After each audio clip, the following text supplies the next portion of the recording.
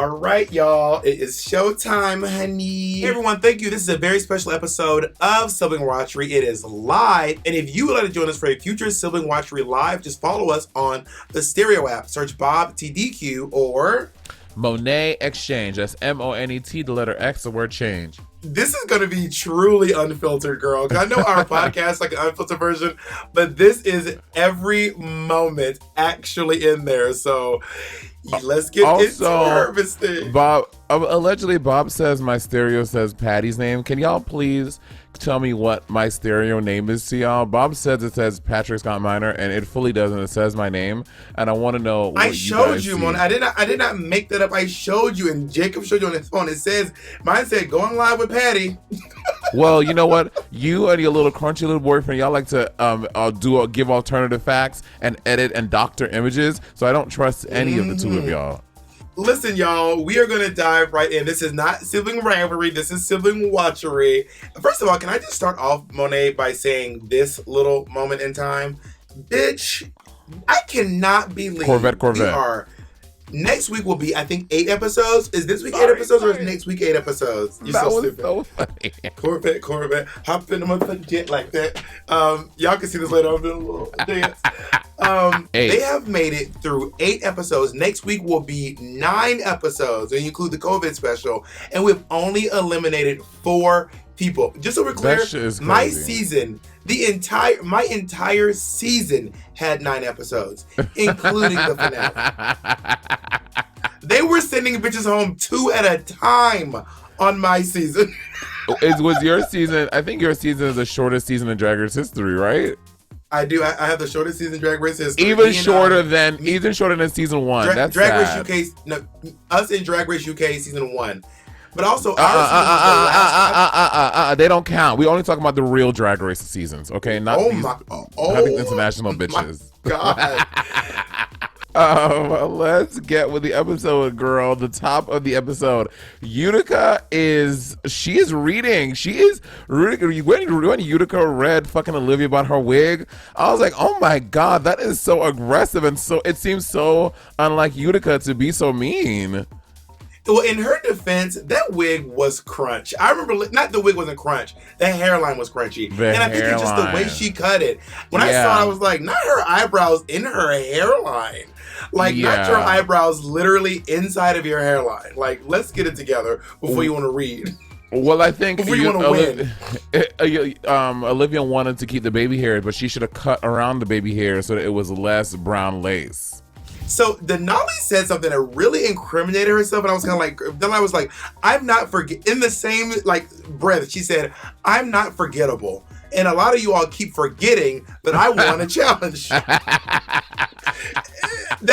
tickled me. She goes, in the reading challenge, someone said forgettable. I am anything but forgettable. And a lot of y'all keep forgetting that I won a challenge. Like, bitch, I think that says, you just said you're forgettable. Which challenge did she win? I don't remember. Which one was it? She won, I think she won disco, I think. No, Olivia won disco. She won the first challenge. Which was what? When she won the first challenge from the loser circle. Move aside, it's your girl Denali. Tough as a tamale. What is it called again? Perfection? Phenomenon. Also, I love how you and I are struggle busting that Jacob is trying to sign like, oh my bitch, write it in the chat, girl. Jacob is like. Also, girl, Jacob has been taking sign language classes and has been communicating with me in sign language. I'm like, nigga, I'm not taking sign language classes. Jacob be in the house across the room. I'm like, Jacob, I don't speak sign language. You cannot talk. I'm not one of your friends from literally speaking to me in the house in sign language. Like we both been taking classes together. I'm Bob, the ableism jumped. Oh my goodness. It's not ableism, egregious. It's ignorance. It's my ignorance. I don't know sign language. It's like if someone if I start taking Spanish classes and start speaking to Jacob in Spanish, Jacob would be like, what the fuck are you talking about? Bitch, I don't speak Spanish. Also, at the top of the episode, Denali is clearly having a sip of delusion. She was like, I am wearing the best outfit of the night. I was like, okay. Now, last week in Watchery, I was like, it was nice. I liked it. It was conceptual. Bob was like, it's literally ugly. And now you're talking about it's the best outfit of the night. No. I did not say it's literally ugly. I said it's fine. She kept acting like no one has ever worn an outfit this fucking fierce. You bitches could never, because I said, Mama, it looks fine. Like, Yeah, you know what it was for crazy. me? They were beads, but they weren't crystal beads. They were plastic beads. And she was like, I'm like, Mama, this is not it's not everything. It looks fine. But not you acting girl. like you just invented the drag. It's not Violet Chachki when she overshadowed me. That was gaggy. When Violet Chachki came out when I won Drag Race, that was a gag. Not this look. It was fine. But also, when you're on Drag Race, I admit it is hard because you're in this like bubble of the show. It is really hard to see outside of yourself because you just think everything you're doing is fierce, and that just don't be the truth when you watch it back. Now there's a new day in the workroom, and we find out that this week is the Rusical. By the way, Monét, last week on this fucking show, did I not say there should be an audition? Oh my God, that's literally what I wrote. I said, oh my God, Bob, the girls are doing exactly what you suggested on Watchery last week. Audition. I literally wrote that in my note. But honestly, it was great, and I'm not gonna lie, Rose ate that fucking audition. She did. Rose got up and said, "It is my role." Well, Denali's a stupid bitch. I would have still said no. I'm like, nowhere in the rules does it say we have to do it like this. I don't care if y'all all agreeing to it. I'm not, because like Rose is a music theater queen. She's been very clear about that, and she loves to sing and she can dance. Why would you think you could audition again? So that's like you and Meryl Streep walking into a room for a role, and y'all both want the same thing, and Meryl's like, let's audition for it. You're like, no, I'm not auditioning for it, Meryl. But the difference is, I would acknowledge that Meryl was better for the role, and I would go for something I was more suited for. I think that Denali I personally think that this saved Denali, because this would have set Denali up for an epic fail, in my opinion, if she didn't do as good as Rose did. That's my opinion. But I mean, also, Monét, at some point you have to play. Like, at some point you have to give in. You can't just be like what happens when there's just a full stalemate? What happens then? I don't know. Call production in. Let them decide, because I'm not. Bitch, but this is not you. I saw you on Drag Race. That's not how you are. You're nicer than that. You're a nice girl, Monét. Can we say what a missed opportunity? When I was like, this is such a missed opportunity. They should have had a role for trolls. They should have been a role for a troll or two trolls. I was like, oh, that would have been a scene stealing role. Down. They would have like make their face all fucked up, whatever, and just be who knows. Like, there were so many. I was like, they should have been a troll role. Duh. Now they are doing some recordings with Michelle Visage. Who do you think really shined? What do you think about that?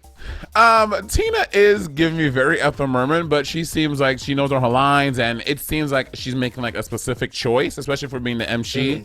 Like, it's probably working for her, and I think Tina's doing well.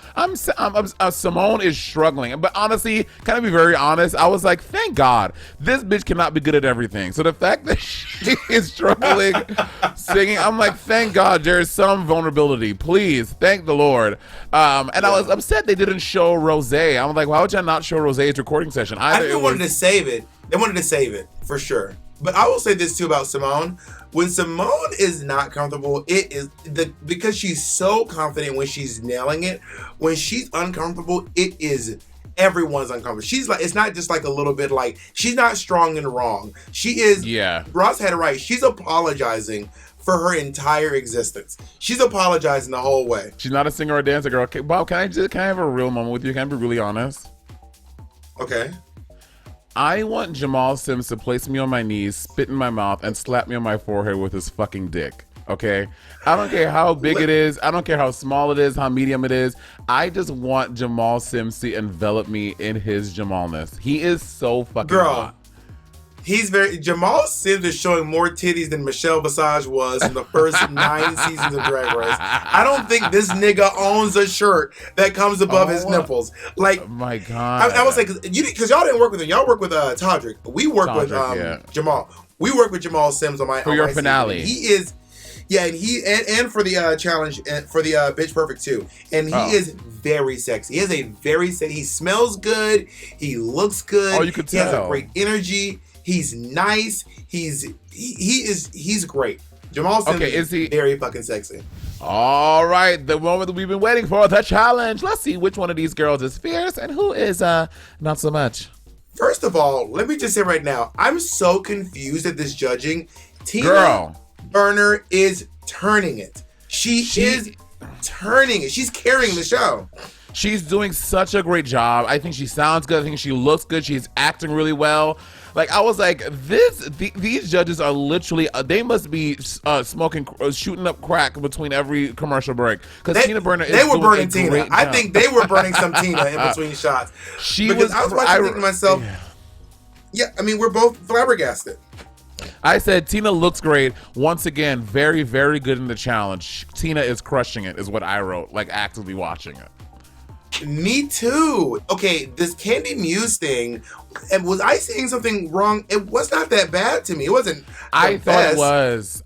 You know what it is? Candy was trying to flex with this human hair wig because it was a short human hair bob, and people when you have human hair, it behaves like human hair. So she's trying to like flip around and do all this stuff. It was getting caught in her face. Her blouse got undone. Her trying to first of all, which is kind of shady. They gave the big girl to try to step through all four of them little foam things. Bitch, I would have been tripping. I'd have been falling. I was like, is this the fucking Spartan race? Is this a ninja warrior? They had her trying to step through them four things. That was hard. To be honest, it would have been funnier if she would have tried and then just walked around. That would have been funnier to me. She'd be like, you know what? I'm good. I'm just gonna walk around. But yeah, I thought I wrote before I saw the critiques. I wrote that I was like, Candy looks really messy. One thing I want to say too, Elliot. I literally wrote Elliot's part was exciting. I really enjoyed her role. People saying Elliot deserves to be bottom. I enjoyed what Elliot did because it was different and also it was so Billie Eilish. It was so Billie Eilish. It was very that. Like, it fit the vibe of the character. And I enjoyed Elliot's performance. I really did. No. Yes. No. Oh, no. No. All right, let's hear about some of these opinions of people, what they think about this. Is it just me, or was this singing challenge, like the vocals on it, I feel like they weren't as corrected as past Rusicals? I feel like in the past, like, even though some of the queens don't sing as well, I feel like they use pitch correct a little bit more fiercely. And on Simone's, it was like, okay, this is kind of just as rough as it was when you were recording it. So, I don't know. Do you feel that same way, or is that just me? I think it was pretty standard for what they do. Like, if you can, like, I will say, in the past, I have listened to queens that can sing and hear the final the final mix. And I'm like, oh, it makes them sound like they can actually sing. So maybe I do see that a little bit. For the most, but it didn't bother me watching. It wasn't so crazy to me. Same. They went in on Candy though. Candy was like Kesha from the TikTok era. It was T-Pain. Like, it was full on T-Pain. I like the it was vocoder. It was Cher. It was really, really intense. Vocoder. Personally, I thought it was hard to see who did bad or good because the whole challenge itself seemed really stupid. I did find ever since Bitch Perfect on season 8, there's been a huge decline of the quality of our Rusicals. That's just me though. I have to agree. I'm gonna like this. Someone else needs to be writing these, and this is no shade to World of Wonder or the staff over at the producing team, but like, it just wasn't good. Like, what did you think? Maybe I'm crazy. I thought it was one of the better ones. I definitely thought. I thought it was this. I thought it was the same as the Madonna Rusical, and the Madonna Rusical wasn't a smash hit, but to me it was like definitely better than season 11. I don't know. I didn't hate it. I didn't enjoy it. I thought it was fine. I really did. So okay, we gotta talk about these runaways because yellow's my favorite color to wear in drag. Okay, guys, listen. If you are watching this on YouTube, we talk about every look. If you did not hear the look that you wanted to hear discussed on YouTube, go to our Patreon. The entire hour-and-a-half conversation will be there for you to listen to, so you get those comments about the eyelash on Candy Muse's look that you didn't hear in this. Eyelash. RuPaul's wearing a purse, girl. He's wearing a purse. Okay, listen. Bob the Drag Queen's impact on RuPaul's Drag Race season 13 is obvious. Miss Tina Burner. I like this look. This is the best she's looked all season. This is the best look all season. When she came out, I was like, amazing. But the only thing is that not her going to the, like, literally, I loved it. But why would she go to the dollar store and hot glue them fucking lights on her tits? If she would have gotten like yellow stones and ombre them into like crystals, that would have given the same effect, but make it more dynamic and looked more fashion. Like her using these fucking tap lights is crazy to me. Olivia Lux is wearing Eddie Couture. This is fucking beautiful. Yeah, I love this. I love these ostrich feather cuffs. I love this gown. I love the asymmetry of the top part here. I think she looks great. She looks beautiful. She doesn't have an old enough face to wear hair like this, in my opinion. But yeah, that being said, this is still an amazing look. She looks stunning. Truly stunning. She looks great. She looks amazing. Yeah, I agree. All right, Simone is wearing Oscar, I think is Utire, or I don't know, how do you, is that French? Can you pronounce it right? Utire. This is Oscar Utire. It's fine. This is perfectly fine. Yeah, it's fine. Again, we've seen Simone like show a lot of body and like a barely a clothes on. I do love her hair. I loved her hair. But the outfit was fine. And also, she kept on like talking about, like, she was like going off about this coat and saying like but this coat is Versace. Like she was like modeling this coat. And I'm like, I guess if that's like your thing for this woman. I wasn't super, like, it was like, I agree. It was fine. I wasn't like, ooh, girl, you better work, like she has almost every other week. Utica is wearing Rachel Ann Dombey. Hated it. I hated it. Wearing? What is this? I fucking hated this. Hated it. I was like, I did not like it. And I guess she talked like a lot. She talked about this dress a lot culturally. How in that time period, it was like the seam, the sideless, whatever. I was like, whatever, all that. This dress is fucking ugly, and I don't like this look. I don't like this hair. I don't like any of it. Okay, let's go over to Candy, who's wearing Christopher Palou, who was a designer from Project Runway. It's as soon as she came out, I said it's obviously a Beyonce reference, but why did she mix Beyonce with this like hippie? I don't get why. Yeah, I agreed. Mix. Elliot with two E's. I love this. I think Elliot looked amazing. I love this look. I loved the colors. It was very similar to her entrance look, actually. Remember her entrance look? I don't hate this look. Now let's talk about the fan. There's a little controversy.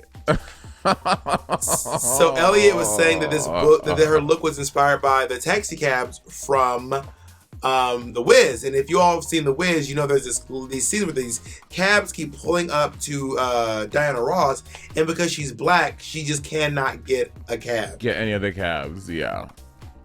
And Elliot tweeted, "Toot toot beep beep. My inspiration for my taxi look was the taxi from the movie The Wiz. Look it up. It's everything. Ease on down the road." And then someone said, note, I've seen this circulating on Reddit and Insta, but it's not on her Twitter right now. She might have deleted it, but it could also be fake. The Instagram stories are still up. Yeah. So I think Elliot may not have realized what she was inadvertently saying, but I don't think it came from a place of malice. I thought Elliot has probably watched The Wiz, especially being a dancer and someone who likes theater. And gay folks love The Wiz. Yeah, and I think that she probably watched it, was like, ooh, this taxi is dope, and thought about it, or someone brought it to her, and I don't think Elliot did this look with like some secret subliminal shady intentions. I don't think so. I agree. I don't think so. But also, you got to keep these things in mind. You know what I mean? Yeah. You know what I mean?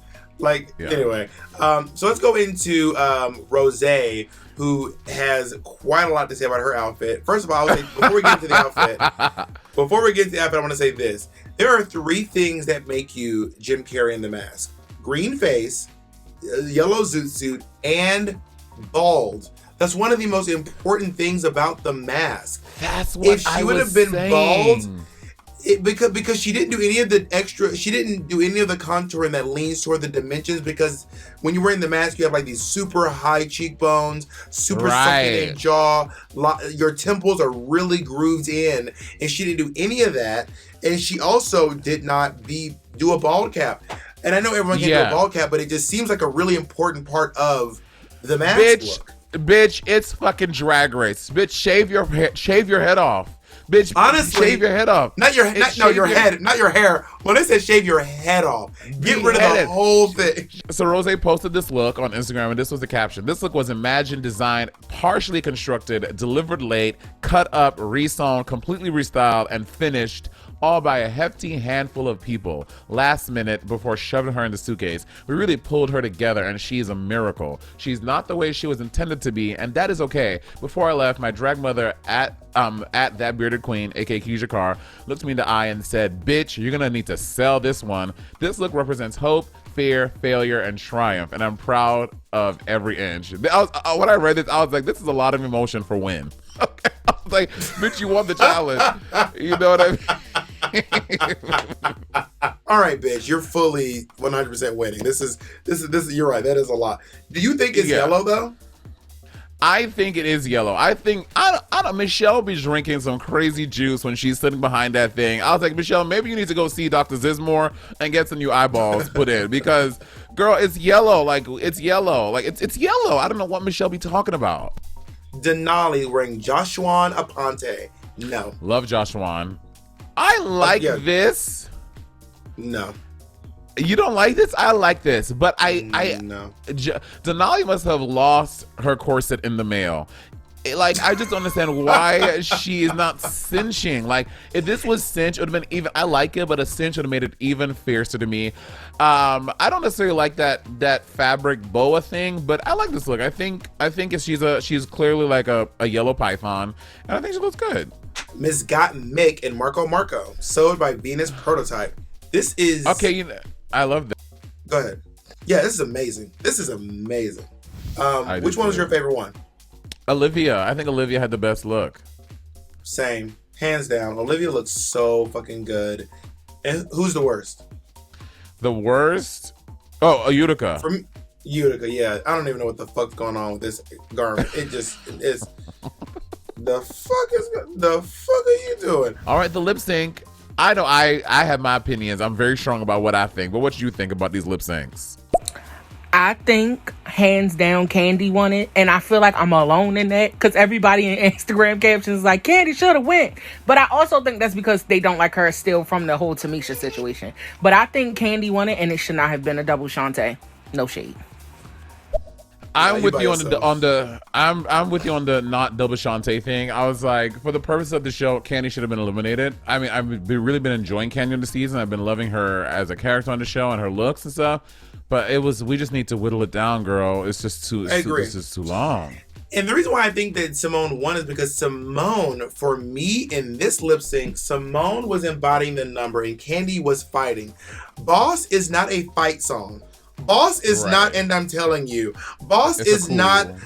It's like every day is payday, sweat. Like that's what Boss is. Boss is not a swan song. You know what I mean? If she was performing like she was doing, fucking Don't Run in My Parade. You know what I mean? Hi, Bob and Monét. I do not think this was a double Shantae. I think if you compare it to Brooklyn Heights and E08 from season 11, it's just not as good, and it doesn't need to be. Yeah, one of them should have went home. I agree. Thank you for that. Let me tell you about some real double Shantaes. Fifi versus Sharon Needles. That was a real motherfucking double Shantae. Alyssa Edwards versus Tatiana. That was a motherfucking double Shantae. Evie Oddly versus Brooklyn Heights. I was in my house like, these bitches better go the fuck off. That's what the fuck I'm talking about. And I think I think that everyone acknowledged, even RuPaul acknowledged that Candy lost the lip sync. But she just wanted her to stay. Yeah, he wasn't ready for her to go. Yeah, true. RuPaul literally fully eliminated her. Yeah. was fully like, bye. Yeah. We do several live of these a month. And if you want to always know when our schedule is, you can join our Patreon. Our schedule is posted on our Patreon. And there's also a lot of great stuff there. Go to the Patreon, type in Sibling Rivalry Podcast. Monét, I love you so much. I've been missing you a lot today. You and Pep. Okay. Nigga, say you miss me right the fuck now. I will miss you when you stop fucking blowing the fan into the microphone. Okay, I miss you. I'm hot. Oh my God, I'm hot. All right. I love you. All right. Bye, everyone. Bye, y'all.